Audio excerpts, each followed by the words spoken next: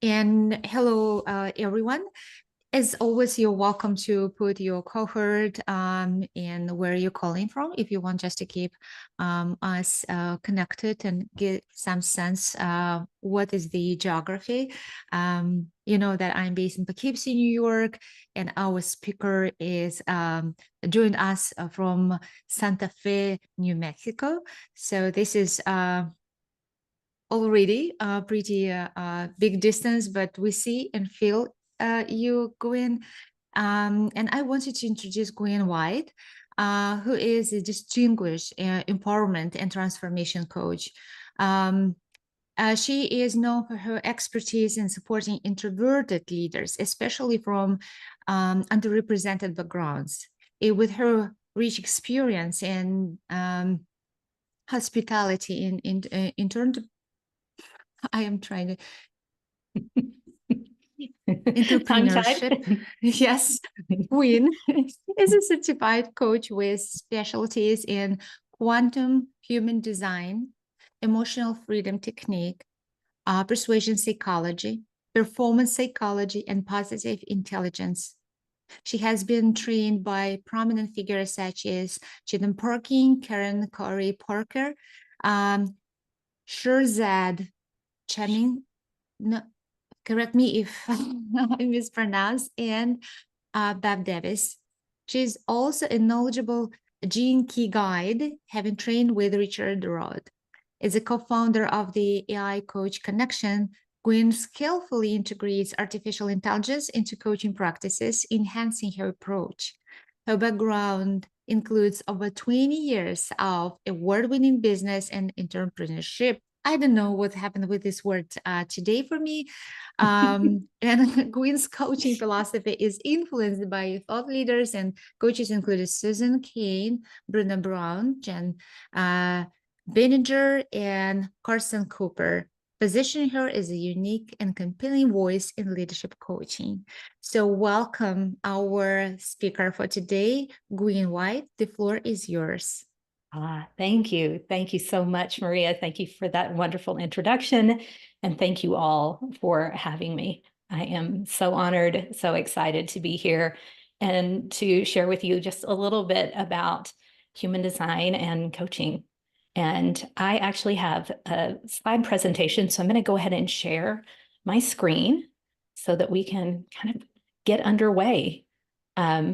I will leave some room at the end for questions, but I'm just going to kind of jump right in unless anyone has anything to add at this point. All right, fantastic. So once again, so thrilled to be here with you all. Such a vibrant group of coaches and entrepreneurs leading the charge with the Columbia Coaching Lab. So today we're going to explore the fascinating world of human design and how it can actually transform coaching techniques and leadership approaches. If you have questions that come up, I ask you to jot them down, and I will, again, leave some space at the end to address those. So let's get into the heart of human design. And I'm going to essentially take us through this from the approach of answering kind of the most frequently asked questions around human design. So let's get started with the most obvious question. What is human design? So before I start answering, I would love to just take a poll. If you can, use your raise the hand feature if you've heard of human design before today's presentation was announced. Few of you, any? All right, right. So I'm guessing that none of you has a human design chart. But I want to stress the importance of getting one. And of course, I'll provide a resource for getting a human design chart today, because I think that knowing just your human design type can really provide some pretty incredible insights into your interactions and your decision-making processes. I think those are two of the kind of biggest foundational strengths of this system. But when we talk about what human design is, it's often described with a lot of technical jargon, mystical terms. It's sometimes referred to as the MBTI on steroids. I actually like to think of it simply as having a personal owner's manual. So you can just imagine having a guide that really helps you understand how you best operate, what your strengths are, how you can interact with others much more effectively with much greater ease, and how to make correct decisions every time. So human design is both a self-discovery tool and a roadmap for personal and professional growth. And at its core, human design synthesizes some ancient wisdom, like the I Ching. It pulls from astrology and the chakra system, as well as modern sciences like quantum physics and genetics to reveal your unique makeup. So I think to give a better understanding, it's great to look at maybe a few examples. So we'll start with Oprah Winfrey. Her chart is pictured here on the right. And Oprah is a human design generator type. Her success is largely due to her incredible ability to attract the right people and the right opportunities, as opposed to chasing them. And then responding to what or who shows up with her tremendous life force energy, which are some key traits of generator types. So understanding just this little bit about her unique human design, once again, offers those insights into how she's been able to harness her natural talents to become a media mogul, an influential leader.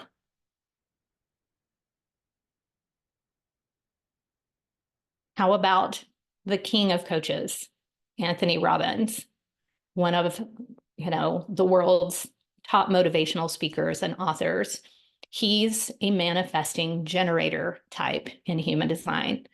And for Tony, he's an inborn, multi-passionate person.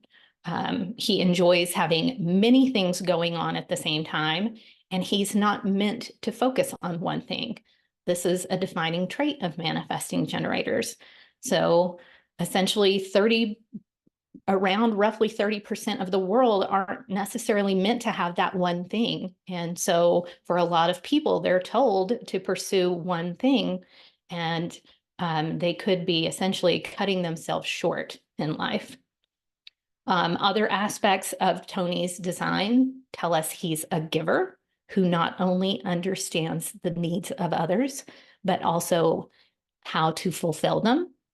He also has a tremendous need to be of value to others, as long as he is not taken for granted, and as long as he has alone time for rest and restoration. He also has a built-in need for change and growth-oriented experiences.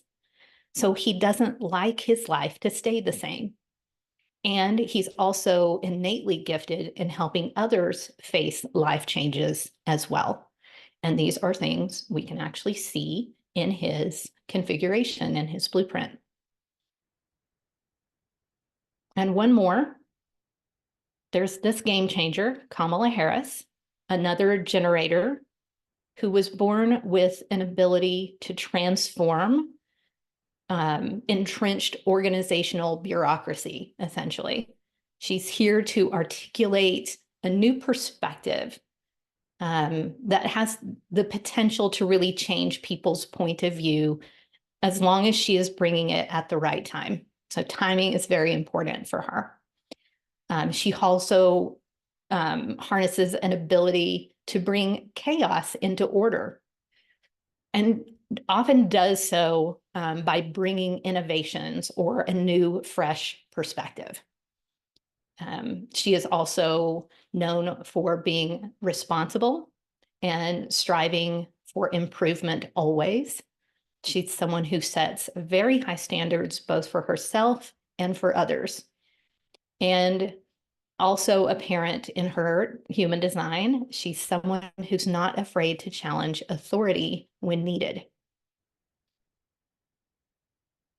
So pretty interesting. We can uncover all of those details just by looking at someone's human design chart. The next question that often comes up is, how did human design come into being? And it's a really interesting story. Human design was discovered by a gentleman named Robert Allen Krakauer, who's also known as Ra Uru Hu. And that discovery took place in 1987.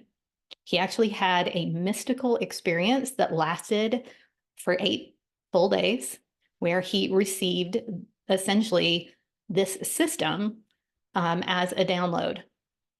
And while this may sound quite fantastical, throughout history, many of the world's great scientific and creative breakthroughs have actually occurred in very similar states of altered consciousness. In fact, it's well known that Socrates regularly communicated with a spirit that provided him with answers and information. Additionally, Einstein's theory of relativity, the periodic table of elements, even the Beatles' song Yesterday were all transmissions. And they were transmitted to their creators, who then shared them with the world. Mark Whitman, who is a really interesting author, he's got a book called Altered States of Consciousness, and he talks about these moments of altered state of consciousness, that they allow for profound transformation in our perception of time and space that actually lead to groundbreaking insights. So you can see it as something more scientific. You can see it as something more mystical or spiritual. The fact is that it happens. So I'm curious how many of you have experienced moments of insight, maybe during meditation or quiet reflection. Yeah, I know I have. And maybe, some of those insights have fostered a deeper understanding of the connection between consciousness and self-discovery. So yeah, this is a known phenomenon, and this system is a real gift, I think, to the world. So let's now start looking at the system itself. What are the different types of human design, and what do they mean? So there are actually 5. You can see them here. In traditional human design, they're known as manifestors, generators, manifesting generators, projectors, and reflectors.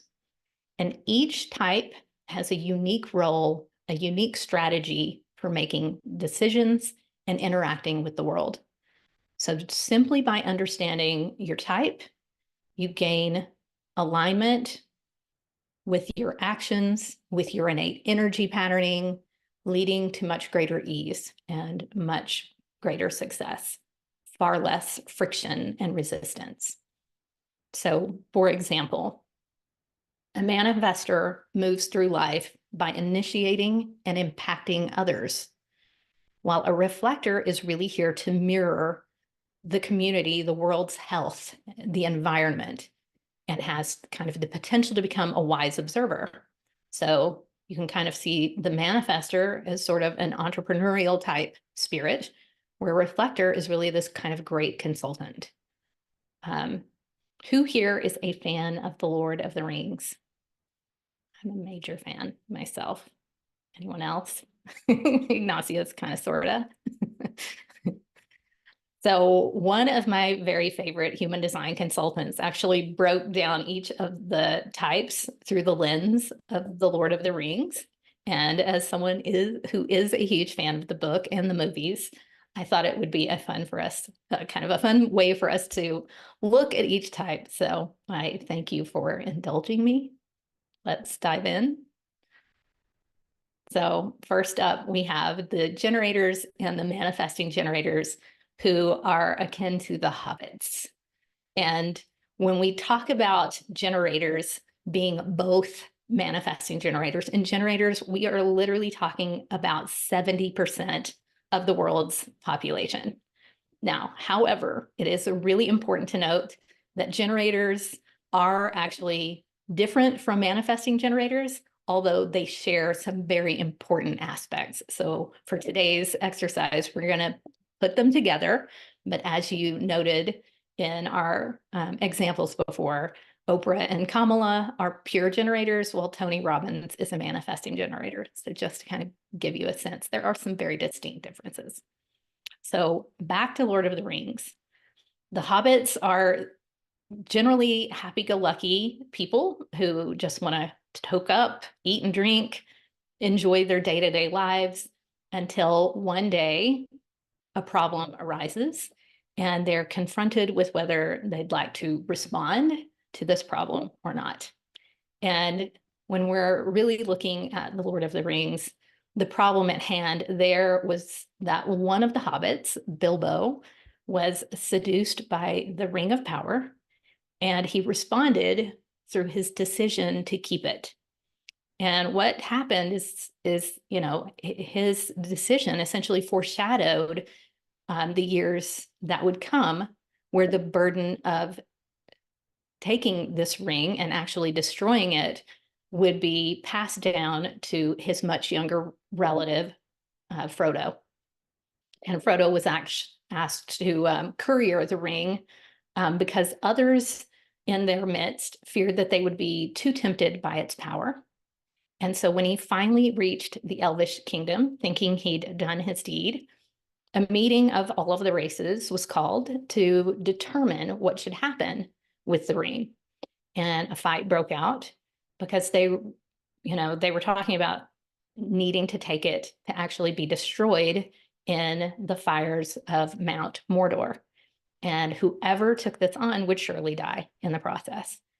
The last time someone even attempted it, the human tasked with destroying the ring actually claimed it for himself.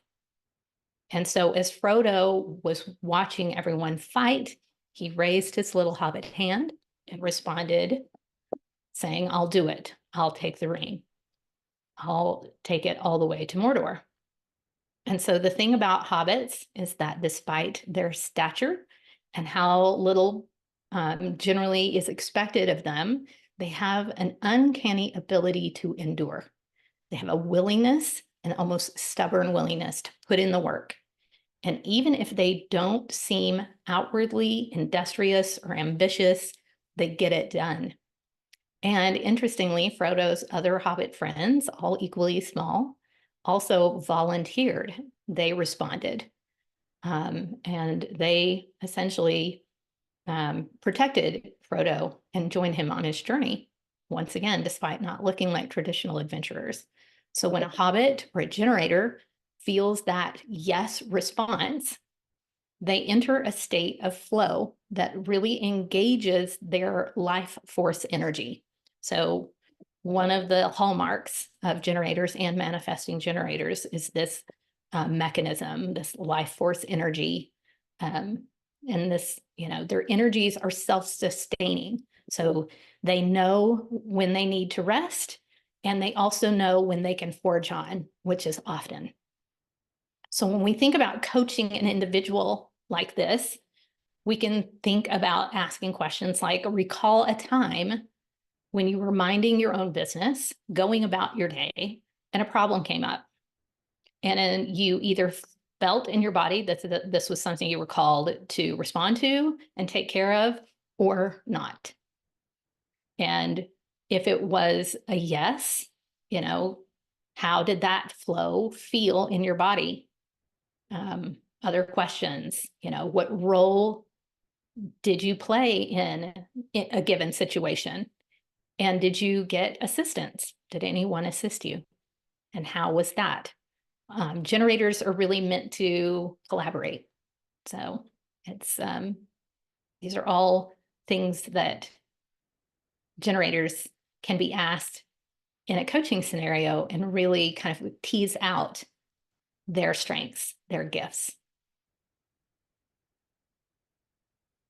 So next up, we have the wizards, who are akin to projectors in human design. So wizards, we think of them as being mystical, magical, maybe even mischievous. You have to enjoy a little bit of trouble if you're going to devote your life to the arcane. So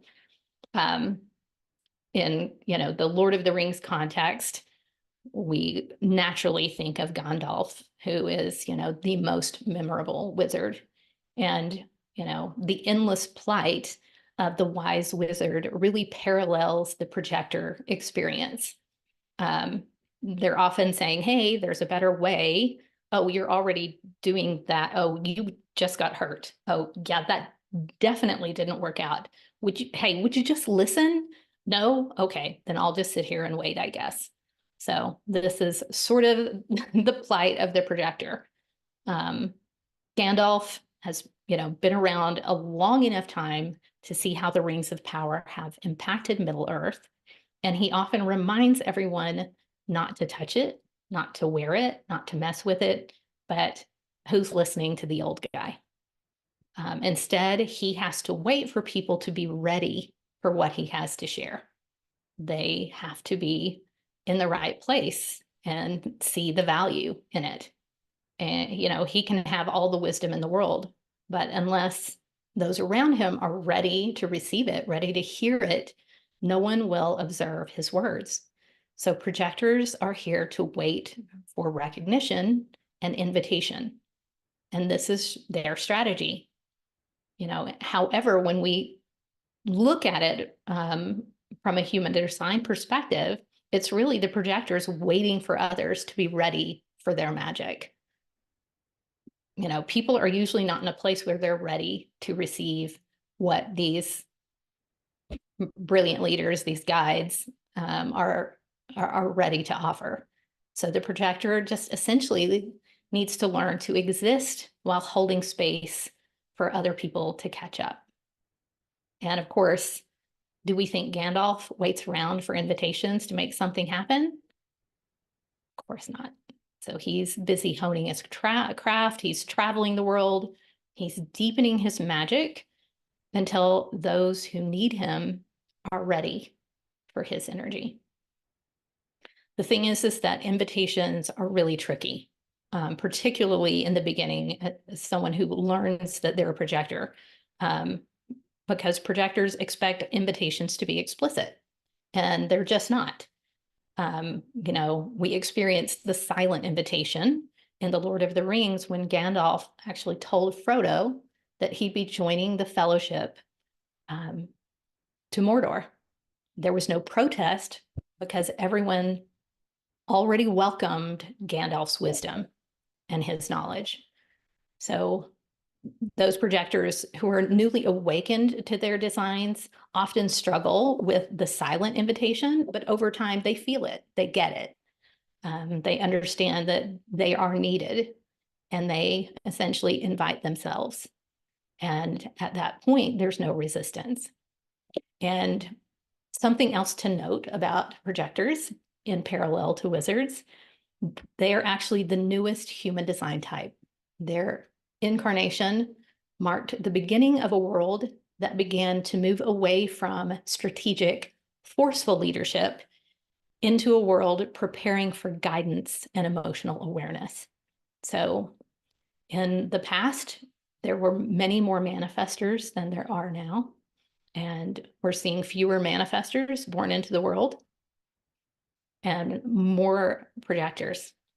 That being said, projectors often express feeling like they're aliens, like they don't belong in the world, because they're constantly comparing themselves to generators and manifesting generators. And instead, their gift is truly in refining and holding their own magic until others are open and ready to invite that energy in. And this form of care and leadership, it's never really been seen or celebrated before. So when we think of projectors, coaching those individuals, we ask questions like, what do you love to create? What are your passions? Where does your wisdom lie? What do you love to learn? How have the interests in your life showed up again and again? And how does it feel, or how did it feel when you were asked to partake in a project, in a relationship where your passions served as a catalyst?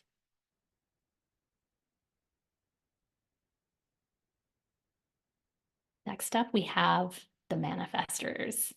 So these are the humans. So what is more human than a need to conquer, to fight for what you believe in, or pave the way for a better quality of life?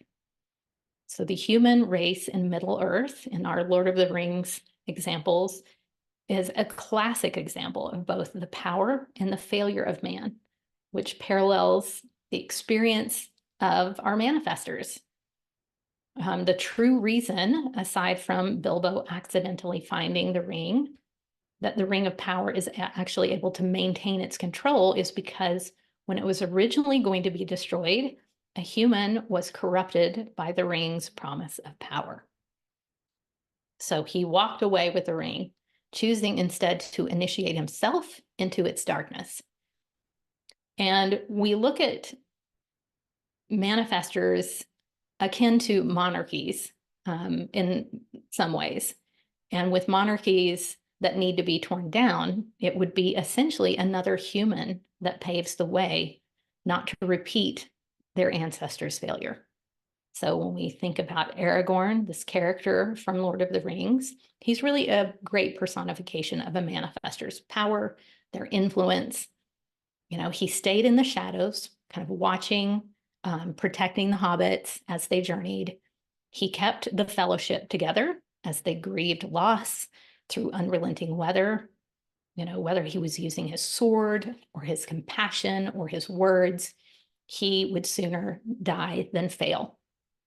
And manifestors are really capable of being the backbone of a cause, sort of the whisperer of the right words into the right ears, while also aligning themselves with the armies, the people that support their vision. You know, they can tend to be lone wolves who can stay in the shadows, but they can also immerse themselves with the right crew. And the caveat here is that the people that manifestors surrounded themselves with don't give up and don't get in the way. So it's important for manifestors to really find their crew. And for them, it's less a tribe. It really is more a crew. So when we think about coaching a manifestor, we ask questions like, what is something that you're actively disrupting because its existence doesn't feel, who have you aligned with in the past? And how did it work or not? How do you know when to switch gears between leading from the front versus leading from the shadows? How do you inspire courage in yourself? And are you fearful of the beliefs that you hold?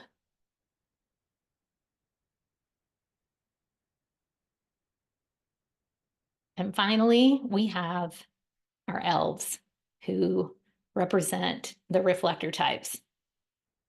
These are the rarest of human design types. So only 1% of the world's population are reflectors.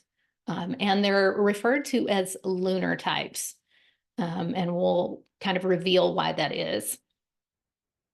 Reflectors actually kind of reveal the true nature of any environment they step foot into. So they're really here to kind of reflect the environment back to us. So elves, reflectors, they don't really operate on the same timeline as the rest of us do. In Middle Earth, we have the elves that are hundreds of years old. They have access to ancestral magic. They infuse that into their weapons, their medicine. And throughout the Lord of the Rings trilogy, you meet different elves. You know, you have Legolas, who joined the Fellowship. You have Arwen, who actually brought Frodo to Rivendell. And then you have Galadriel, who wielded one of the great rings of power herself. And like the elves, reflectors are a rare sight. I personally have never met a reflector who doesn't cultivate a little space for themselves filled with play and wonder, particularly those who are aware of their design, their configuration. And again, they're on their own timeline, because when they are aligned, they're essentially in a state of sampling all of the energy around them and then waiting for an answer to come forward. But unlike the solar types, which include the generators, the manifestors, the projectors, manifesting generators, they don't really come up with a single answer and then run off with it. Instead, they create space and coax the inspiration forward. And, you know, if you really look at them, their bodies are kind of instruments of health and wellness. They can sort of physically feel the conditions of others around them and of the environment. And so they know when someone needs guidance or firmness or force. And they also know when, you know, the space is in need of a tune-up. And it's said that reflectors need to wait a lunar cycle in order to make their best decisions. Hence, they're considered lunar as opposed to solar. But it's not as literal as watching the phases of the moon.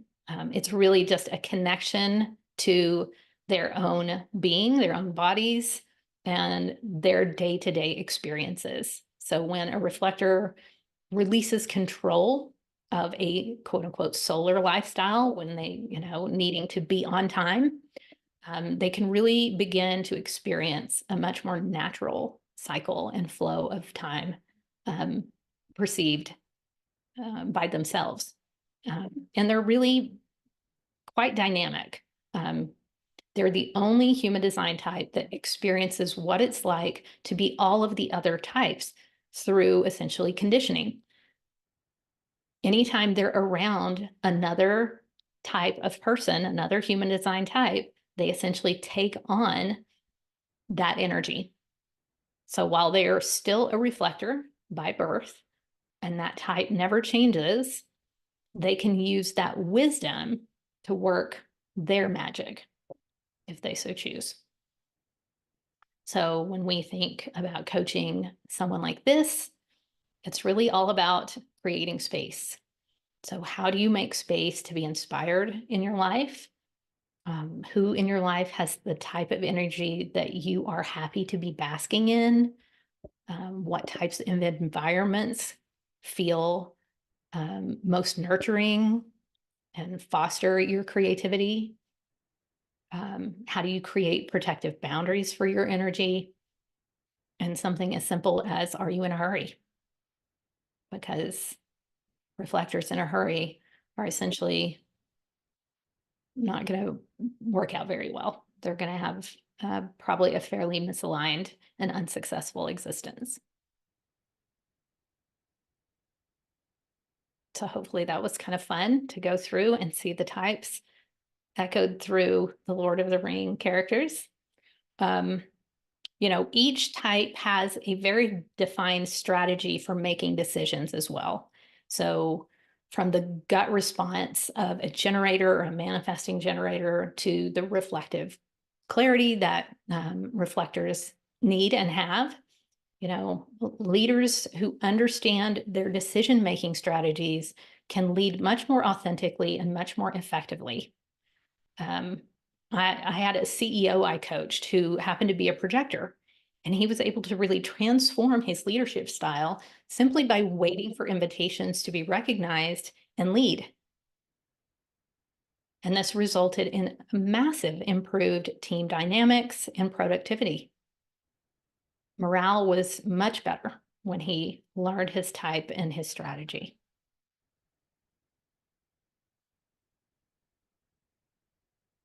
So next question, can human design actually help in team dynamics and conflict resolution? And I pretty much answered that one. with my example of my client, but allow me to be explicit and just say, yes, it absolutely can. By understanding your human design and the design of each team member on a team, leaders can actually assign roles that naturally suit each person's energy, their style, and this reduces friction, enhances synergy. So I actually worked with a tech startup where we realigned the team based on their blueprints, and it resulted in nearly a 30% increase in their productivity and a significant drop in interpersonal conflicts. Plus, each individual also experienced much greater well-being just in general. So there is something really to this system. How can human design be integrated into coaching practices? So this is really, the gist of what we're here for. This system offers a truly unique lens into understanding the intrinsic energies of an individual. And so for coaches, integrating something like human design into a practice allows you to tailor your strategies based on a client's specific design. I mean, again, this would involve using a client's chart to really tailor your approach. And so applying human design, and also you come to coaching with your own design configuration as well. So understanding yourself and how you lead, how you're designed to communicate. So applying this in your coaching can really lead to a much more personalized approach that respects your client's natural tendencies and their potential resistance points as well. And then it really enhances the effectiveness. And it also provides much greater client satisfaction. I coached, a generator who, before we started working together, she knew nothing about her design. And once she did, and she was extremely introverted and had some real challenges in interaction. And we immediately started working in her design, but we also essentially applied what we were, what she was learning to conflict resolution. And she came out of the first 12-week coaching engagement feeling like instead of, having conflict be essentially the breaking point for her, she would essentially let years go by when she was in conflict with someone without speaking. And she knew it was clearly not working. And after we went through our first 12 weeks together, she saw conflict as an opportunity. She saw herself, as we uncovered through looking at her design, as, she was essentially designed to be a conflict resolution guru. It was just a matter of showing her a few strategies. And yeah, she now embraces the idea of conflict. She's tumbling now headfirst into sales in her business, which is something she never dreamed she would do. And she's looking forward to it so much. So by utilizing a client's human design chart, their blueprint, you can really see their potential and help guide them with customized strategies. The system actually provides those.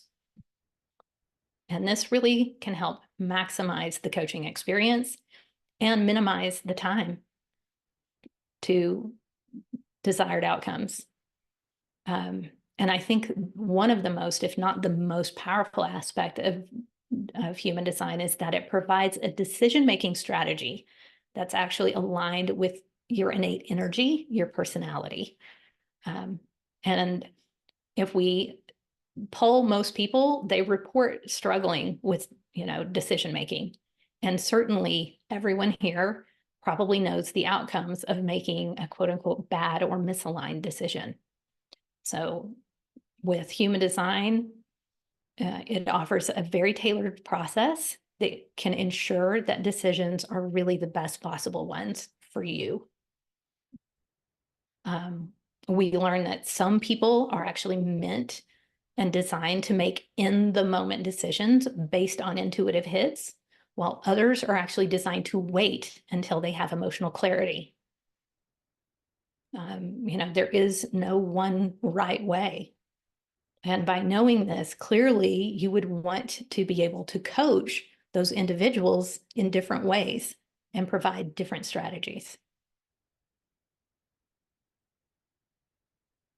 So applying this, you all know now just a little tiny bit about human design at this point, but hopefully you get enough how this system can be applied both personally and professionally to great effect. So take a moment now to consider how you might use human design either in your coaching practice or just in your own personal growth. And of course, feel free to unmute or share in the chat, whatever comes up.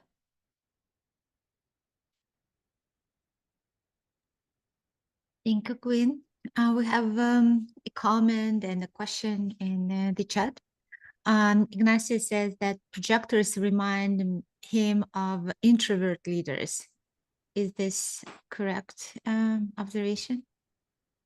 Yes, very astute. And interestingly, one of the exercises that I started going through a few years ago was looking into the chart and looking at very definite aspects that pointed towards introversion.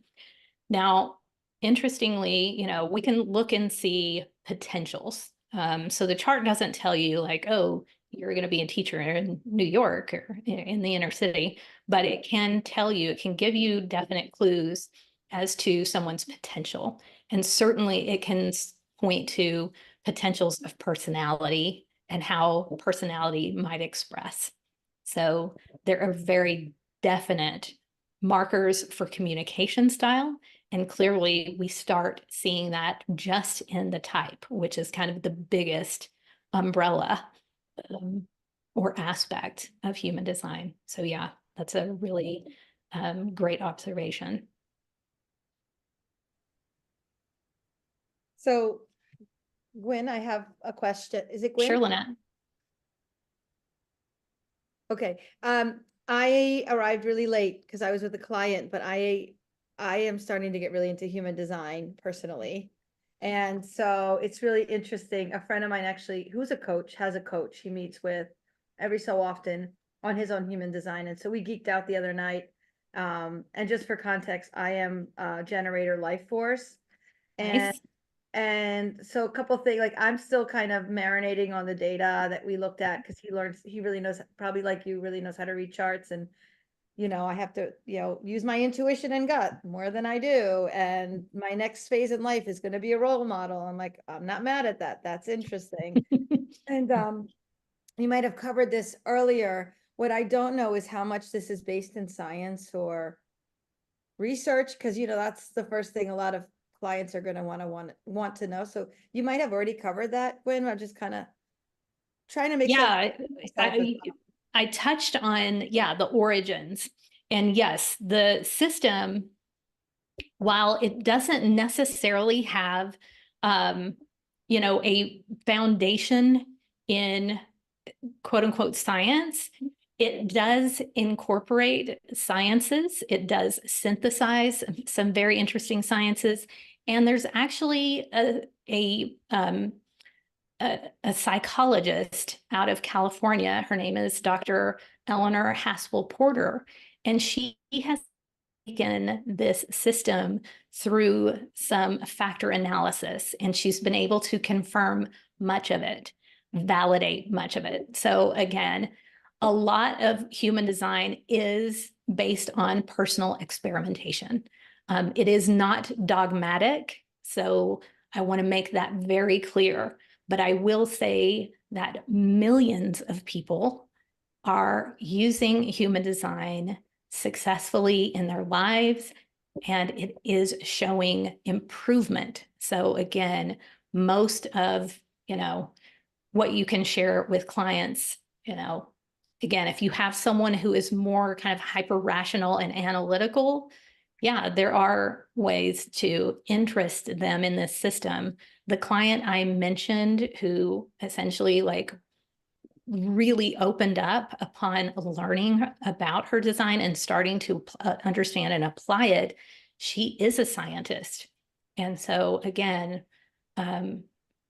it really does depend on the client. Some may be open to a more experimental approach like this, because yes, one of the things, that was brought forth from its original transmission is that this is an experiment. This is not a have to ever. This is essentially, how you can be more aligned with who you naturally are. It's almost a self-remembrance system, if you will. So yeah, Lynette, it's an interesting question. And yeah, certainly one that you and I can talk about more offline if you would like, to start introducing human design into your practice, or just, having these conversations with other coaches. I just remembered that I was referred to human design at some point, and I completely forgot about this. And only today, while you were talking, I thought, oh, yes, true. And I never tried to understand it. So I just opened and I see that my type is projector, and inner authority self-projected. I don't know. It's like Oh, wow. self. That's quite rare. Quite Really? rare, yes. So I'm sorry that I attract everyone's attention to my figure, but I definitely need to explore it a little bit.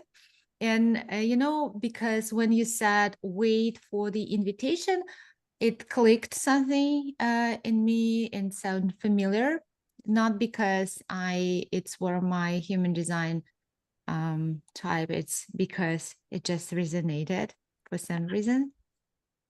Interesting. Yeah, you and Gandalf, Maria. Mhm.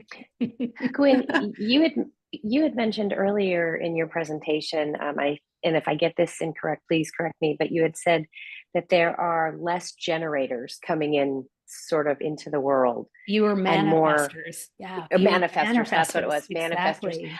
I'm just curious from, as we coach our clients, kind of knowing that data as we dive into this, what's your perspective as to why less manifestors and why more, let's say the I think you said generators or projectors, or just not the manifestors? Why less? There's no real firm answer. Again, we don't have any, dogmatic answer, but the general idea, and I tend to agree with this, is that we are seeing a shift in human awareness. We are seeing a shift away from more kind of fear-based, instinctive awareness into emotional awareness. And we're also seeing a shift away from, the sort of mental, like, mental decision making. When we look at human design, there is actually not a single individual that is designed to make decisions based on what they think. Now, our minds are definitely important, but if we think about that aspect of our evolution as humanity's evolution, the leaders that we need are leaders that are more in tune with that. And when we think about manifestors, they're really here to kind of carve their way through. They have a very definite energy, and it's, they're really here to kind of start the ball rolling, but not necessarily lead the charge. Yeah. And they're certainly not people who are necessarily finishers. They're here to initiate things, get them going, and then hand off, essentially hand off to all the generators and mani-gens. But yeah, And, you know, when you think of a projector type, you know, they can kind of come in, guide the energy of the group, guide the energy of the generators, even make great guides for manifestors as well, because they're able to kind of see straight into the individual, where manifestors tend to be a little more, again, lone wolf types. They need people to delegate things to more so than they need people to guide, if you will. So thank you for your perspective. That's my take. Absolutely. And someone raised their hand. Was it Bruno? Yes, thank you again. Yeah, it's so amazing to learn from a new topic. Yeah, it's the first time I'm learning about human design. Yeah. And I've been interested by your approach regarding maybe energy fluctuation. It's my perception that for manifestors and projectors, maybe there is some kind of energy fluctuation. I don't know if it's appropriate to say it in that way, but it sounds to me interesting to approach coaching also, taking into account the fluctuation of this energy for our clients. Yes. And since the first session, you know, to clarify expectations regarding this, to measure engagement, for example. No? So I would like to get your view on this. Yes. Perfect. Absolutely, Bruno. Yeah, you picked up on, I love the idea of, fluctuation. Again, when we think about the generator types, the generator and the manifesting generator, they have sustained life force energy, where projectors, manifestors, reflectors do not have access to that, and therefore may not really be designed to work like we traditionally think of work. You know, luckily, we're starting to see more flexibility around the definition of work and the timing of when work takes place and what work actually is. You know, it doesn't have to be heavy lifting, you know, as it were, and someone doesn't have to sit and crack the whip on themselves 9 to 5 or whatever, you know, work cadence has been established by, you know, society. And so, yeah, I think human design in many ways is here to enlighten us that we are not all here to be 9 to 5ers, not by a long shot, and that people have very definite roles to play in the evolution of taking humanity to the next place. And so it's time for us to really open our minds, open our perspectives around this notion of energy and how we sustain our energy personally, individually, and then how we can support each other collectively to do the same, you know? Yeah. Beautifully said. I hope that, which means, I hope that thank you so much. addresses. But at the same time, maybe it's an invitation to listen to our body, to encourage more interoception, mindfulness, and so on, right? Absolutely. So yeah, you're 100% right. Any type can burn out. One thing about generators and manifesting generators is they are here to engage with work that makes them happy, that brings them satisfaction, that challenges them naturally, but they are not here to just do work. It is, you know, their lives are not meant to be drudgery. So yeah, again, we're all here to be challenged, but certainly not to suffer. And and any type can burn out. So yes, listening to yourself and knowing your truth as far as your energy needs is absolutely a priority, and certainly one that is that we see reflected in this system and its teachings.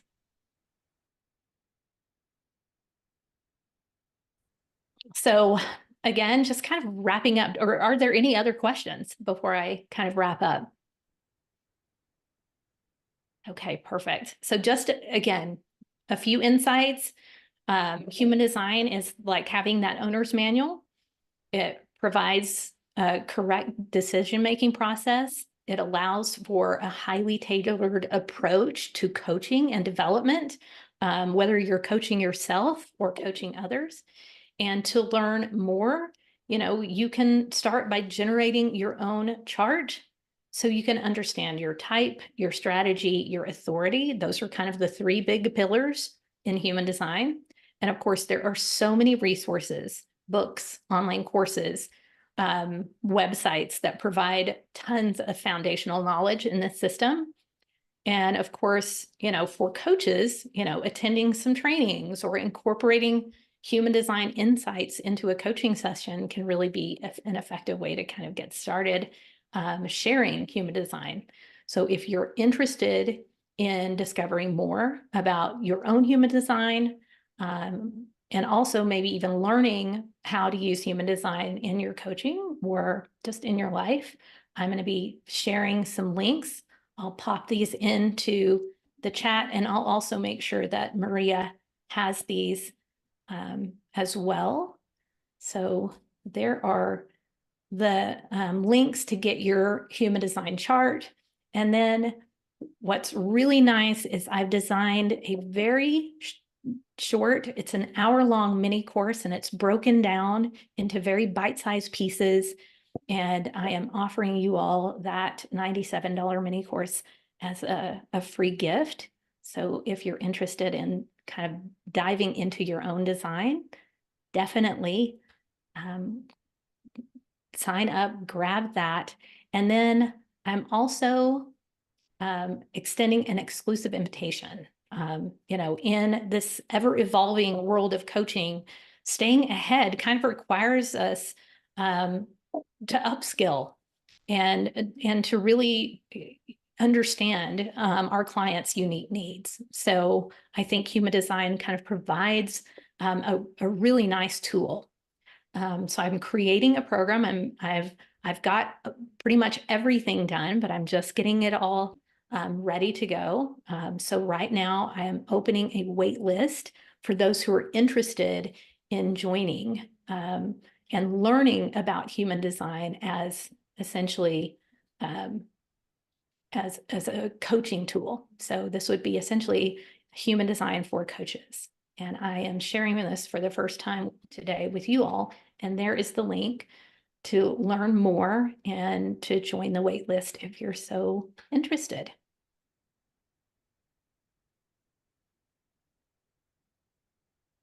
Do I have your permission to share with our community these links, or this is By only all for? means, yes. Okay, thank you. I Yes. will. So I will stop recording here.